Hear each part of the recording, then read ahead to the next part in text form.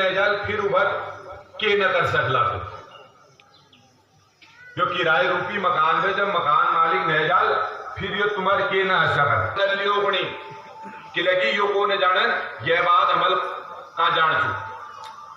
एक तो हम यो अपू करने द्वारा यो लोक में है और एल हम जस कर्म करूं फिर अमल अगिल लोक में जान छू। अब यो को न जानन कैल को लोक में जान छू वो अपू कर्म न का हिसाबल उन लोक को प्राप्त हो वो योनियों का प्राप्त हो जस कर्म एल यो संसार में अभी मनुष्य करण तो तब कही हुई थी मनुष्य जीवन तब सफल हूं जब वो धर्म आचरण करो जो हमारा धर्म छू दीनन में दया करना को दुखी अजा उका सांत्वना देना को भूख अजा उका अन्न देना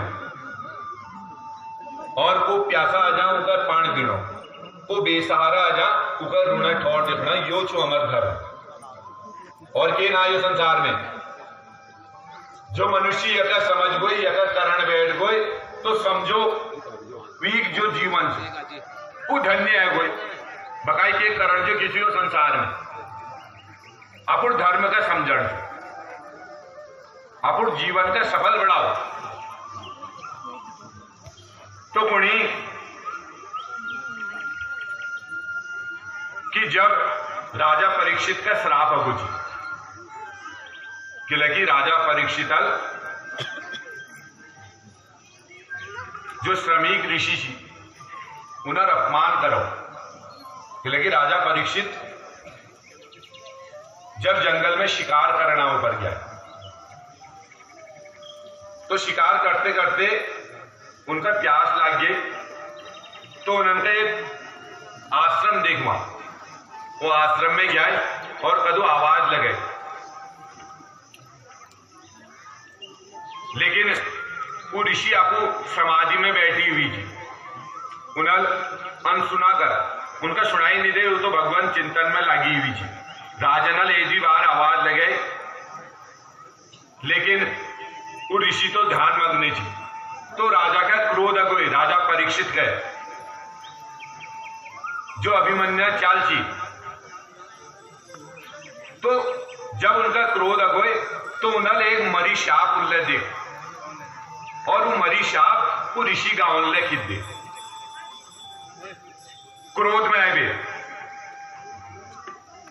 तब कही हुई जो कबले क्रोध न करने थे कि लेकिन जब मनुष्य क्रोध करो तो ये जो बुद्धि जो वो नष्ट है जा और जब बुद्धि नष्ट है जा तो ये जो कर्म छनु गलत मार्ग में नहीं जानी थे तब तो करा हो जब से क्रोध हो तो संयम धैर्य धारण करो 5 मिनट चाहे 2 मिनट करो धैर्य धारण करना चाहिए तो राजा परीक्षित का गुस्सा हो नल वो मरी शाप वो ऋषि गांव ले खिद दी और उल्ले में जाने रहा और कुछ देर बाद वो ऋषि जो पुत्र थी श्रृंगी ऋषि जब उल्ला आए उन्होंने कोई मेरा पिता गावले यो शाप कैल की जो मरी शाप कैल डाल तो उन्होंने बिना सोचे हाथ में पान ले और श्राप दी दे कि जेल ले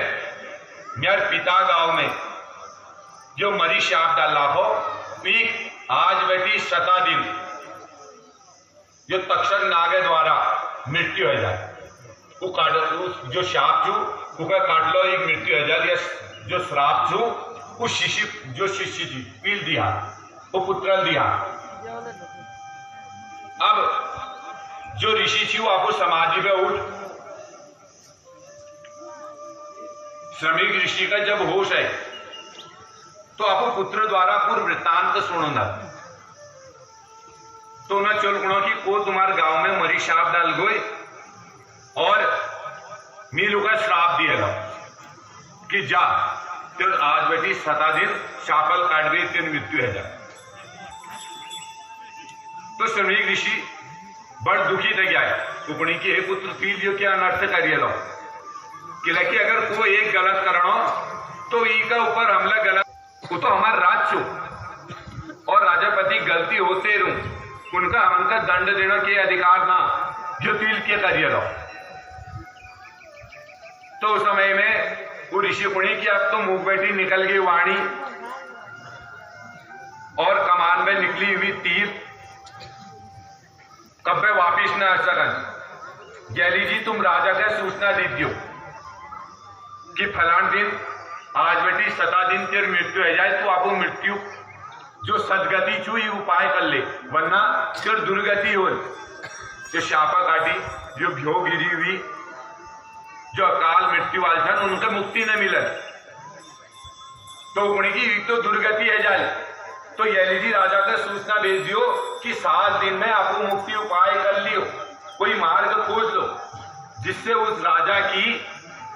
सदगति है जाए, उसका भल मार्ग मिल जाए। तो भेज आपको सैनिकन गए। और लेकिन जब राजा परीक्षित आपको राज्य में पूछ, जब उन्होंने मुकुट उतारा तो उनका करी हुई आपको कर्म संज्ञान में हो गई कि जो मुकुट थी वो जरासंध थी, और जरासंध का मारवीर पांडव ने जब जरासंध का मारो तो ये मुकुट आपको पास लिया है आपको राज्य में। और जरासंध की थी बहुत पापी थी, बहुत अत्याचार करती, तो ये मुकुट लिया है। तो राजा परीक्षित वो मुकुट पे है। अब वो मुकुट जब पहरो कि राजा परीक्षित कलयुग के वरदान दिराज थी। जब कलयुग और राजा परीक्षित भेद में द्वापर अंत में जब द्वापर जान लाग रहा थी और कलयुग उड़ो थी, उस समय में एक खुट में ठड़े ही वो कलयुग का जब राजा परीक्षित दे बिल्कुल यो पूछू आखिर जो मेरे राज्य में उड़ो,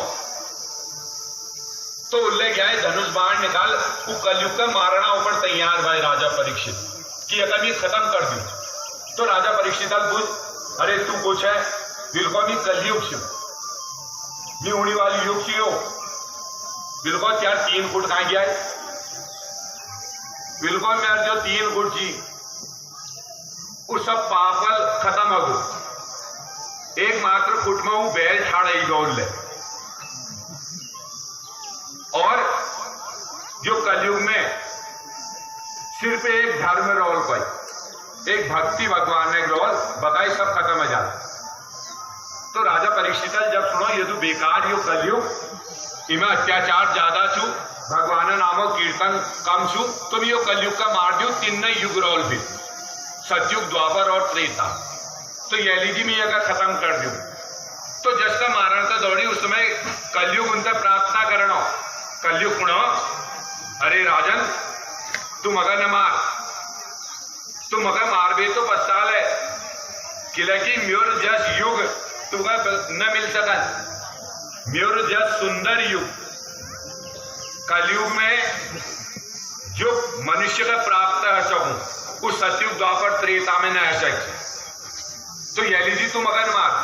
राजा परीक्षित गुणाए अरे त्याव में के विशेषता थी जे कारण में तुका छोड़ दी। बिल्कुल एक राजा परीक्षित जो कलयुग में भगवान कीर्तन मात्र या भगवाना नाम उच्चारण हो या जल भगवाना नामो कीर्तन हो उल्ले भगवत प्राप्ति है जाए, 1 मिनट में भगवान कृपा बरस जाए।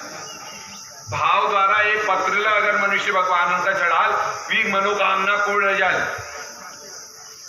यह तो सुंदर ये योग छू और तुम अगर मारना ऊपर तैयार रहे थे। तो उस समय में राजा परीक्षित होनी चल मी तुका न मार दी, अगर तू यदु सुंदर युग है मनुष्य कर्म करवेर अगर भगवान प्राप्ति कर सको तो मैं तुका छोड़ दू। तो उस समय में कलयुग गुणा कि हे राजन तुम्हारे मगर छोड़ते हलो और मैं जब उड़ियो तो मगर रुणाओं पर घर लगी चल, आखिर में कहा ऋण एक ठिकान तो दियो मगर। तो उस समय में राजा परीक्षित कलयुग का ऋणाओं पर जाग दे कि जा कलयुग वास रहो। समझ में पहली राजा परीक्षित कि जा भगवान नाम कीर्तन न हो, जो घर में भगवान नाम दी न जलो, जो घर में पर निंदा हो, जय घर में दूसरा प्रति द्वेष उत्पन्न हो, और जो घर में पितृ श्राद्ध न हो, और जो घर में देवताना पूजन न हो, जो घर में गौ सेवा न हो, जो घर में तुलसी पूजन न हो, जो घर में मदिरा पान हो, जो घर में गौ हत्या हो, और जो घर में दूसर जीवन हत्या हो, वो घर में जो निवास हो। तो उस समय में कलयुग पुणा ये राजन तुम तो सब मगर गंदे जाग दिए लियो को भय जागले मगर उड़ाव पर दियो ने या संसार में। तो उस समय में राजा परीक्षित वरदान दिया कि कलयुग जा सुवर्ण हो, जा सुन हो, वह दुर्वास हो, और जब यश कोई कि जा सुन हो वह दुर्वास हो, तो सबने में पहली कलयुगा मन में विचार आई कि जब भी जो राजा अगर परेशान कर दो तो जो जनता थी वो अभी परेशान हो जाए। तो समझ में पहली जो पकड़ थी राजा परीक्षित में कलयुगल करी कि जो सुन छी वो पापा सुन छी, जो पुण्य रूप धर्म मार्ग में कमाई वाले जो सुन छू उन्हें कलयुग वास न हो, लेकिन जो पाप रूप में जो धन कमा रहा हो, जो अन्याय जो सुन हो उमें कलयुग वास रहो। और जो पापी चीज जरासन वी मुकुट जो राजा परीक्षित पैराची सुनो उमें कलयुग बैठ गई कि तो पापी छी विकस मुकुट पैरवे राजा परीक्षित घुमणो छी। तो जब एक घर में वो कलयुग बैठ तो इल घुमे दे और राजा परीक्षित वो ऋषि अपमान कर। तो राजा परीक्षित का ज्ञान प्राप्त होगा कि मेरे द्वारा अनर्थ होगा, एक ऋषि अपमान करिए लो। अब उनल आपको मुक्ति उपायों पर खोजबीन करा, जदुले बामण मिलना है, जदुले जो मैश मिलना है, उनंत उपाय पूछा कि आखिर मैं 7 दिन में मुक्ति कैसे प्राप्त कर सकूं, मेरे पास 7 दिन चल। तो उस समय में उनका बताई गई कि तू 7 दिनों जो भागवत का श्रवण कर, सप्ताह तू यो भागवत कर, तब यो 7 दिन ये भागवत कही हुई छू, ये तो 8 दिन हम आपको सहूलियता ऊपर करना, लेकिन जो ये यज्ञ थी वो 7 दिन हो, तब यह नाम सप्ताह यज्ञ करा हो। सप्ताह 7 दिन, सप्ताह 7 दिनों जो यज्ञ हूं ऊंचू सप्ताह। तो उस समय में राजा परीक्षित का बताई गई कि तू यज्ञ कर, जो भागवत कथा श्रवण कर और तेरी मुक्ति आ जाए। तो उस समय में सुखदेव महाराज ने